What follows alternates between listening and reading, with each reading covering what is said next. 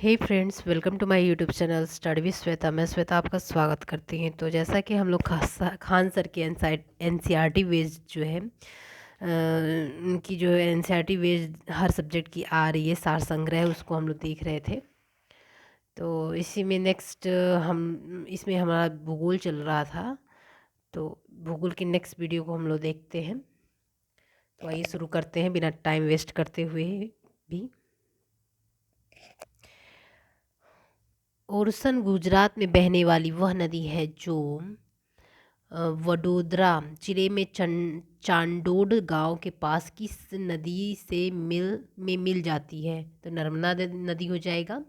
नर्मदा नदी पर गुजरात के केवड़िया गांव के पास कौन सी परियोजना बनाई गई है। तो सरदार सरोवर परियोजना। नर्मदा खंबात की खाड़ी अरब सागर में गिरने से पूर्व कितना लंबा ज्वार नदमुख बनाती है। तो 27 किलोमीटर। थोड़ी सी आवाज़ चेंज लग रही होगी क्योंकि जुकाम बुखार सा आ रहा है, इसकी वजह से थोड़ी तबीयत सही नहीं है। फिर भी मैं बना रही हूँ, आप लोग भी सपोर्ट करिए। सपोर्ट करते हैं तो शेयर और लाइक से कुछ मिलता नहीं है हम लोग को। शेयर लाइक करेंगे तो प्रोत्साहन ही बढ़ेगा और कुछ नहीं। तापी पश्चिम दिशा में बहने वाली एक अन्य महत्वपूर्ण नदी है। यह मध्य प्रदेश में बैतूल जिले में सतपुड़ा पर्वत पर कहाँ से निकलती है। मुल्ताई से। ताप्ती में बुरहानपुर दर्रे के पास कौन सी नदी मिलती है। तो पूर्णा नदी मिलती है। नर्मदा की भांति ताप्ती में भूभ्रंश घाटी से होकर बहती है, जिसके उत्तर में सतपुड़ा के दक्षिण में अजंता श्रेणी है। सूरत से आगे बढ़कर यह ज्वार नदमुख बनाते हुए किस खाड़ी में गिर जाती है। खंबात की खाड़ी में। 1724 किमी लंबी ताप्ती नदी लगभग 65,145 वर्ग किलोमीटर क्षेत्र पर अववाहित करती है। इसके अववाह क्षेत्र का लगभग 79% भाग किस राज्य में है। तो महाराष्ट्र में है। 15% भाग मध्य प्रदेश में और शेष 6% भाग गुजरात में पड़ता है। अरावली के पश्चिम में लूनी किस राज्य का सबसे बड़ा नदी तंत्र है। तो राजस्थान का है। लूनी नदी पुष्कर के समीप दो धाराओं में सरस्वती सागरमती के रूप में उत्पन्न होती है, जो किस स्थान पर आपस में मिलकर अरावली पहाड़ियों से निकलती है और लूनी कहलाती है। गोविंदगढ़ के निकट। यह संपूर्ण नदी तंत्र अल्पकालीन है। लूनी जो है तलवाड़ा तक पश्चिम दिशा में बहती है और उसके बाद दक्षिण पश्चिम दिशा में बहती हुई कहाँ गिरती है। तो कच्छ के रण में गिरती है। नासिक जिले में त्र्यंबकम पहाड़ियों में 670 मीटर की ऊंचाई पर कौन सी नदी निकलती है। वैतरणा नदी।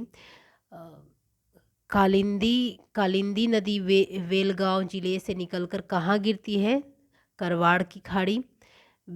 वेतदी नदी कहाँ से निकलती है। 161 किलोमीटर लंबा मार्ग तय करती है। हुबली धारवाड़ में है। शरावती नदी कर्नाटक के शिमोगा जिले में से निकलती है और इसका जलग्रहण क्षेत्र 2209 वर्ग किमी है। यह नदी देश का दूसरा सर्वोच्च जलप्रपात बनाती है, जिसका क्या नाम है। गरसोपा जलप्रपात है। यह है थिन्ना जलप्रपात। थिन्ना जलप्रपात नर्मदा नदी गुजरात, ऊंचाई 183 मीटर है। पायकारा जलप्रपात नर्मदा नदी पे है, ऊंचाई आपको याद करना उतनी ज़रूरी नहीं है। जोरंडा जलप्रपात बुधवलांगा नदी मयूरभंज जिला में उड़ीसा में है। हेब्बे जलप्रपात भंस नदी चिकमंगलूर जिला कर्नाटक में है। दुदुमा जलप्रपात मचकुंड नदी पे है, ये आता है उड़ीसा व आंध्र प्रदेश के कोराटपुर विशाखापट्टनम जिलों में की सीमा पर है।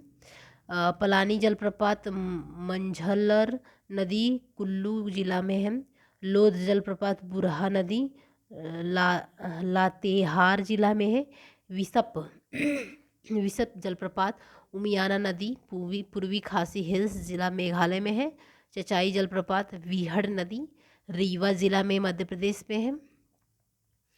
कौटी जलप्रपात जो है महना नदी। ऐसा करते हैं कि पूरा इस जलप्रपात को पढ़ने की ज़रूरत ही नहीं है। कुछ कुछ जलप्रपात इम्पॉर्टेंट हैं इसमें जो आते हैं, जो मैं आपको बता दूंगी। आइए नेक्स्ट देखते हैं, टाइम वेस्ट करने से कोई फ़ायदा नहीं है। हिमालयी व प्रायद्वीपीय नदियों की तुलना। उद्गम स्थल हिमालयी नदी इधर हो गया, प्रायद्वीपीय नदी इधर हो गया। ये उद्गम स्थल है। तो हिम नदी के ढके हिमालय पर्वत से हिमालय नदियों का उद्गम है। और प्रायद्वीपीय पठार व मध्य उच्च भूमि से प्रायद्वीपीय नदियों का है। प्रवाह प्रवृत्ति जो है बारहमासी है। हिमालय नदियाँ हिमनद व वर्षा से जल प्राप्त करती हैं।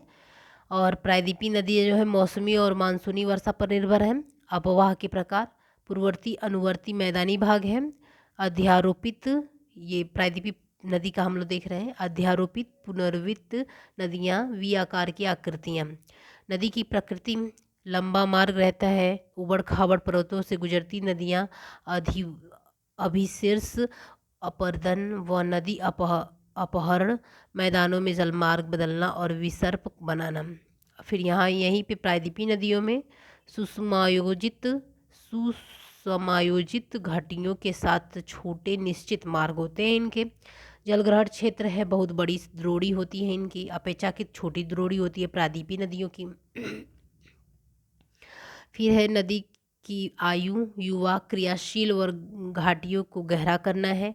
और प्रायद्वीपीय नदियाँ जो है प्रवणित अब परिच्छेदिका वाली प्रौढ़ नदियाँ जो अपने आधार तल तक जा पहुँचती हैं।